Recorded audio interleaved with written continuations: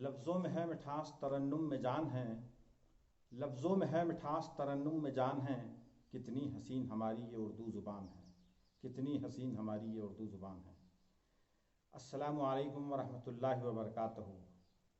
ناظرین حضرات، جیسا کہ آپ سمجھ گئے ہوں گے کہ میں نے ابھی آپ کے سامنے جو شعر پڑھا وہ اردو کی مداح میں ہے، اردو کی تعریف میں ہے، اور یقیناً اردو قابل تعریف زبان ہے۔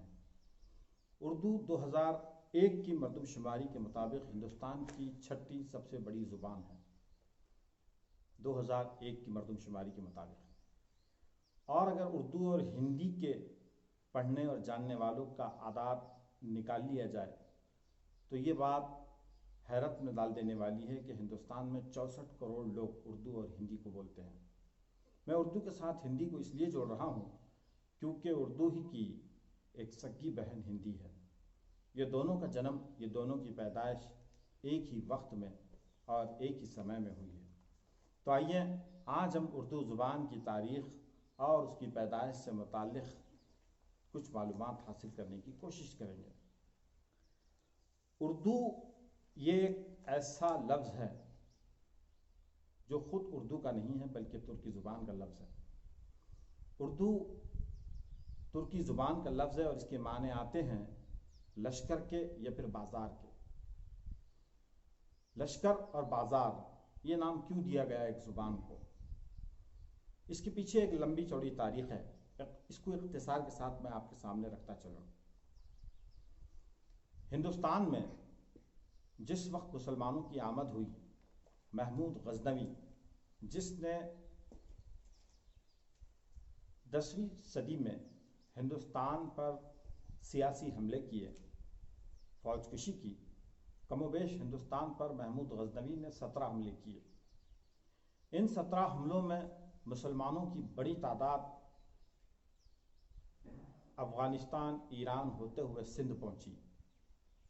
سندھ کے ذریعے سے افغان لشکر ہندوستان میں داخل ہوا اور مسلمانوں کی ایک بڑی تعداد وہاں پر قیام پذیر ہو گئی۔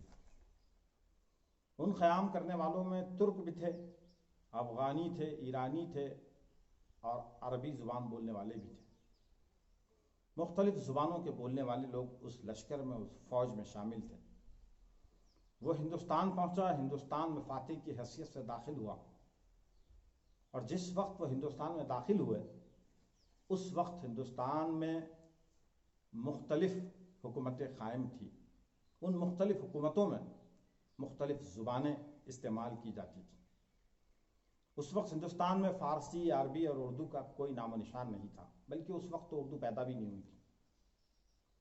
ہندوستان میں جس وقت مسلمان داخل ہوئے اس وقت ہندوستان میں سنسکرت کا بول بالا تھا، ارد ماگدھی اور پراکرت زبانیں بولی جاتی تھیں، جن میں پالی، مرہٹی، ہریانوی زبانوں کا دخل شامل ہے۔ مسلمانوں کے آنے سے یہاں پر سیاسی تبدیلی تو ہوئی، لیکن سیاسی تبدیلی کے ساتھ لسانی تبدیلی بھی رونما ہونے لگی۔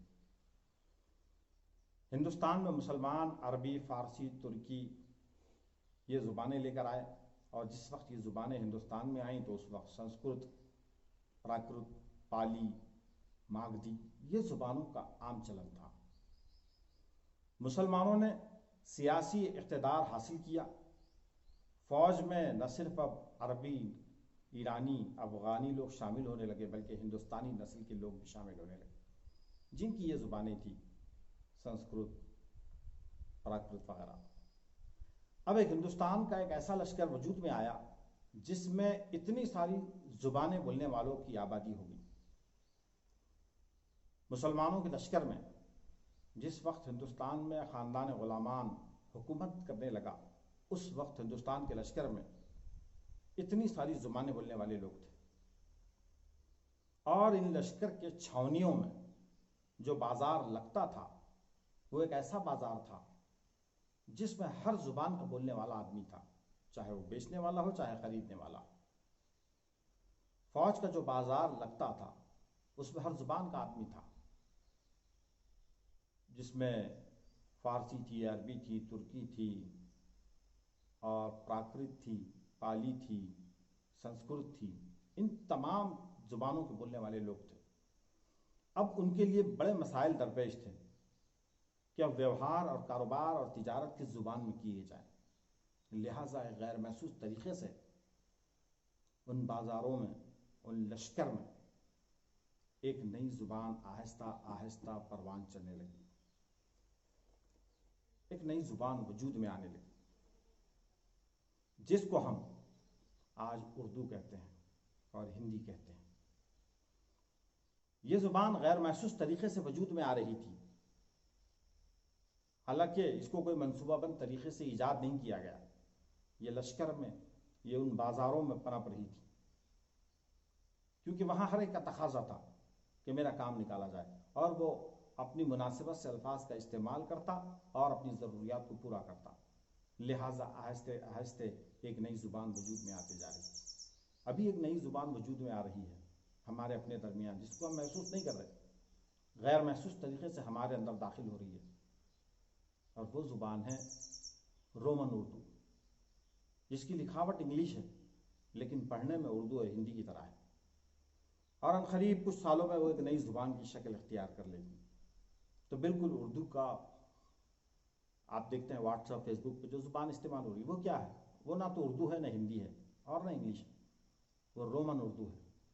तो ऐसे ही उस ज़बान का वजूद, एक नई ज़ुबान का वजूद हिंदुस्तान के लश्कर में और उन बाज़ारों में ईजाद होने लगी।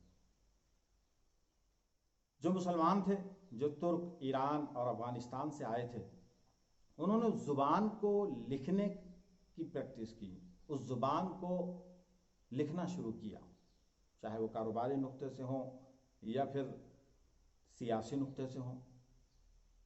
पैगामात लिखने लगे, खतूत लिखने लगे।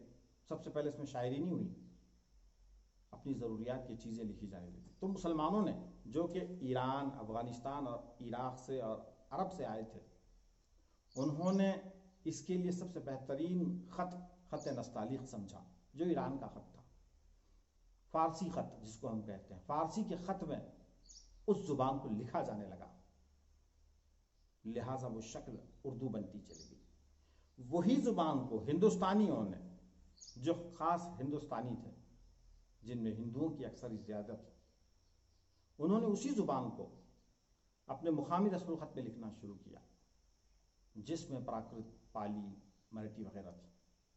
तो फिर यह आहिस्ता आहिस्ता हिंदी की शक्ल इख्तियार कर ली।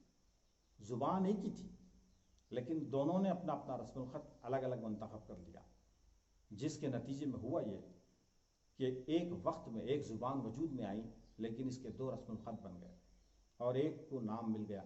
हालांकि इब्तिदा में दोनों का नाम हिंदी था, दोनों ज़ुबानों को हिंदी कहा जाता था, लेकिन जब उर्दू का रस्मुल ख़त अलग मिल गया तो उसको रेख्ता कहा जाने लगा, और हिंदी जो आम ज़ुबान दोनों के लिए इस्तेमाल होता था, वो एक ख़ास ज़ुबान के लिए इस्तेमाल होने लगा, जिसको आज हम हिंदी कहते हैं। हिंदी उर्दू का ही एक नाम था पहले, तो एक मखसूस ज़ुबान बन गई हिंदी, यानी हिंदुस्तान की, हिंद की। वही ज़ुबान उर्दू है, वो भी हिंदी है, लेकिन उसको रेख्ता का नाम दे दिया गया। रेख्ता रेख्त से बना है, जिसके माने आते हैं मलबा, कचरा। आप देखते हैं लकड़ी को घिसते हैं ना जिस वक्त आरी से, तो वो जो चूरा निकलता है, लोहे को, लकड़ी को जिस वक्त घसते हैं, तो वो जो चूरा निकलता है, उस चूरन को रेख्ता कहते हैं। एक ऐसी ज़ुबान जो मुख्तलिफ ज़ुबानों के चूरे से मिलकर बनी हो, और इसके अफ़ाल आप देखेंगे तो पूरे के पूरे ठेठ हिंदुस्तानी हैं। अफ़ाल यानी कि काम, उठना, बैठना, सोना, जागना, दौड़ना, ये पूरे के पूरे अफ़ाल सिर्फ और सिर्फ हिंदुस्तानी हैं, जो कि प्राकृत और संस्कृत से लिए गए हैं। और इसके इस्म जो है, नाउन जो है, ये पूरे के पूरे अरबी, फ़ारसी, तुर्की वगैरह से लिए गए, और इसमें कुछ हद तक संस्कृत के भी शामिल हैं। तो जो लोग ये कहते हैं कि उर्दू हिंदुस्तानी ज़ुबान नहीं है, ये उनके लिए सबसे बड़ी दलील है कि उर्दू के जितने अफ़ाल हैं, वर्ब्स हैं, ये पूरे के पूरे हिंदुस्तानी ज़ुबानों के हैं, संस्कृत के और प्राकृत और हरियाणवी ज़ुबान के। तो यहाँ ये बात ख़त्म हो जाती है कि उर्दू गैर मुल्की ज़ुबान है। तो उर्दू ये जो ज़ुबान है, हमने अभी देखा कि ये महमूद गज़नवी के ज़माने में जिस वक्त मुसलमान हिंदुस्तान आए तो ये किस तरीके से वजूद में आने लगी, اور اس کا ابتدائی نام کیا تھا؟ ریختہ. پھر بعد میں اس کو آہستہ آہستہ اردو کا نام دے دیا گیا. جب یہ اردو زبان پورے ہندوستان میں پھیل گئی تو پھر اس میں شاعری شروع ہوئی، پھر اس میں کتابیں لکھنا شروع ہوئے. اردو کا پہلا شاعر، پہلا اردو کا شاعر جس کو اردو والے بھی اپنا کہتے ہیں اور ہندی والے بھی اپنا کہتے ہیں، اور وہ نام ہے حضرت امیر خسرو کا.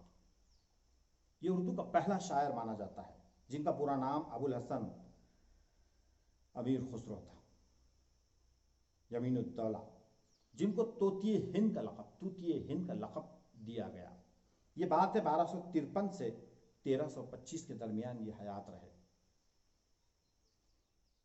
یہ ہندوستان ہی میں پیدا ہوئے تھے. ان کے والد اور ان کے دادا ترکستان سے ہندوستان آئے تھے. امیر خسرو جو آج ہی حضرت نظام الدین کی درگاہ کے احاطے میں دفن ہیں، یہ اردو کے پہلے شاعر مانے جاتے ہیں، اور انہوں نے بہت پیارے پیارے دوہے کہے ہیں. میں ایک دوہا آپ کے سامنے رکھتا ہوں کہ خسرو دریا پریم کا الٹی واقعی دھار، خسرو پریم کی الٹی، خسرو دریا پریم کی الٹی واقعی دھار، جو اترا سو ڈوب گیا جو ڈوبا سو پار، جو اترا سو ڈوب گیا جو ڈوبا سو پار. یہ امیر خسرو کی ایک دوہا ہے، امیر خسرو کا. اس کے بعد ہم دیکھتے ہیں کہ اولین شاعر تو ہم کو مل گیا، پھر اس کے بعد پہلا وہ کون تھا نثر نگار پروز جس نے لکھا اردو کے اندر پہلی کتاب کس نے لکھا؟ وہ شخص بہت بڑے صوفی حضرت تھے، گلبرگہ سے جن کا تعلق تھا، اور ان کا پورا نام تھا حضرت صدر الدین سید محمد حسینی بندے نواز گیس ادراز رحمۃ اللہ علیہ. انہوں نے معراج العاشقین نامی کتاب لکھی جو خالص اردو میں ہے. یہ اردو کی پہلی نثری کتاب مانی جاتی ہے. پھر اس کے بعد پہلا صاحب دیوان شاعر، ایسا شاعر جس کا اردو میں کلام شائع ہوا ہو، چھپا ہو، اس کا نام تھا قلی قطب شاہ، جو دکن کا قلی قطب شاہی سلطنت کا بانی تھا اور ایک بہت مشہور حکمراں تھا گولکنڈہ ریاست کا. اس نے 1526 میں پیدا ہوا اور 1612 میں اس کا انتقال ہوا. یہ پہلا صاحب دیوان اردو کا شاعر تھا. پھر اردو کا پہلا غزل گو شاعر جس نے اردو غزل کی روایت رکھی وہ ولی اورنگ آبادی تھے، جن کو دنیا ولی دکنی کے نام سے بھی جانتی ہے. ولی اورنگ آبادی 1666 میں اورنگ آباد میں پیدا ہوئے اور 1707 عیسوی میں گجرات میں انتقال کر گئے، احمد آباد میں. یہ اردو کا بہت ہی نامور شاعر تھا جس نے شمالی ہندوستان میں کئی لوگوں کو اردو میں غزل لکھنے کے لیے موٹیویٹ کیا، آمادہ کیا، تیار کیا کہ اردو میں بھی غزل لکھی جا سکتی ہے. لہٰذا ولی اورنگ آبادی نے پہلی بار اردو میں غزل لکھنے کی روایت ڈالی، ورنہ ولی اورنگ آبادی سے پہلے کوئی اردو کا غزل کو شاعر نہیں تھا، کوئی غزل نہیں لکھی گئی تھی. خود اردو کے بہت مشہور شاعر میر تقی میر نے کہا تھا کہ خوگر نہیں کچھ یوں ہی ہم ریختہ گوئی کے، خوگر نہیں کچھ یوں ہی ہم ریختہ گوئی کے، معشوق جو تھا اپنا باشندہ دکن کا تھا، معشوق جو تھا اپنا باشندہ دکن کا تھا. یہ باشندہ دکن کا کوئی اور نہیں بلکہ بابا آدم، جس کو ہم شاعری کا بابا آدم کہتے ہیں، ولی اورنگ آبادی ہی تھا. تو عزیز ساتھیو، یہ تھی اردو کی مختصر تاریخ جس کو میں نے آپ کے سامنے رکھا. حالانکہ کافی طویل چیزیں اس کے اندر شامل ہیں، لیکن میں نے اختصار کے ساتھ اس کو سمجھانے کی کوشش کی. امید کرتا ہوں کہ سمجھ میں آ گئی ہوگی، اور میں شکریہ ادا کرتا ہوں عبدالقیوم دیشمکھ صاحب کا کہ انہوں نے ہمارے اس ویڈیو کو بنانے میں ہمارا تعاون کیا. جزاک اللہ.